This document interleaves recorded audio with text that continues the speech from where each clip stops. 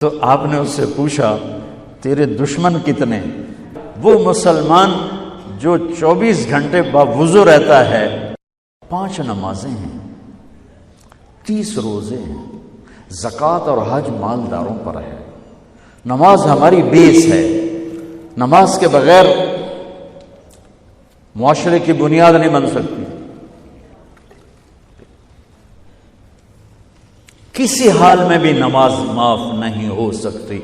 14-15 صدی میں اگر نماز کی گنجائش مجھے نظر آتی ہے تو کربلا کے میدان میں حسینی قافلے کی نظر آتی۔ نہ پڑھو، تلواریں برس رہی ہیں، چند گھڑیاں باقی ہیں گردنوں کے کٹ جانے میں، اب نماز پڑھو یا نہ پڑھو گردن کٹنے والی ہے۔ اس کے باوجود امام عالی مقام نے زہیر آپ کے رائٹ سائڈ پر جھنڈے بردار تھے، ان کو اشارہ کیا کہ یہ شمر سے کہو نماز پڑھنے۔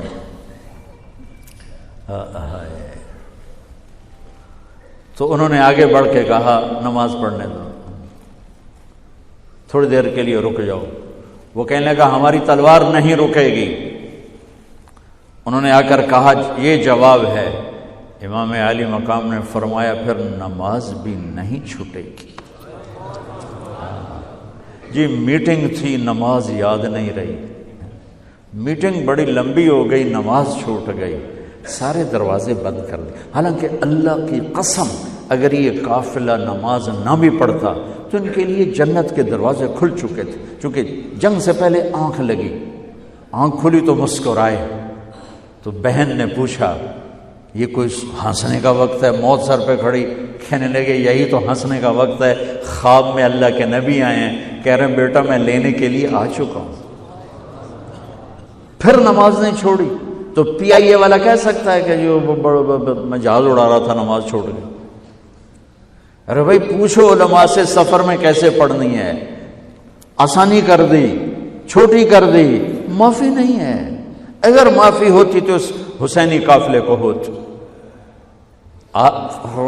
آدھے نماز پڑھو آدھے جنگ کرو۔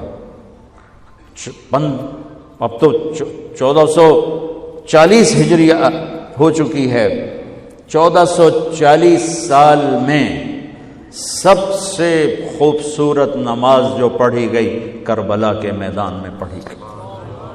سب سے خوبصورت سجدہ جو کیا گیا کربلا کے میدان میں کیا گیا۔ اور زمین نے بھی کیا فخر کیا ہوگا کربلا کی زمین نے کہ آج کون ہیں جن کے ماتھے میرے اوپر ٹک کر یوں لگ رہے ہیں جیسے ٹیکا میرے ماتھے پہ آ گیا۔ جب سبحان رب الاعلیٰ کی صدا گونجی ہوگی تو زمین کی 7ویں تہ بھی ٹھنڈی ہو گئی ہوگی۔ تو میرے نبی کا نواسا ہمارے لیے دروازے بند کر کے جا رہا ہے۔ کسی حال میں نہیں چھوڑ سکتے نماز، سوائے اس کے کہ بے ہوش ہو جاؤ، چلو ٹھیک ہے، اس کے علاوہ نہیں چھوڑ سکتے۔ لیٹے لیٹے پڑھو، نہیں اٹھ سکتے لیٹے پڑھو، آنکھوں کے اشارے سے پڑھو، چھوڑ نہیں سکتے ہو۔ آدھوں نے نماز پڑھی، آدھوں نے جنگ کی، پھر آدھوں نے نماز پڑھی اور سب نے جنگ کی، اور عصر میں سب نیزے پہ چڑھ چکے تھے۔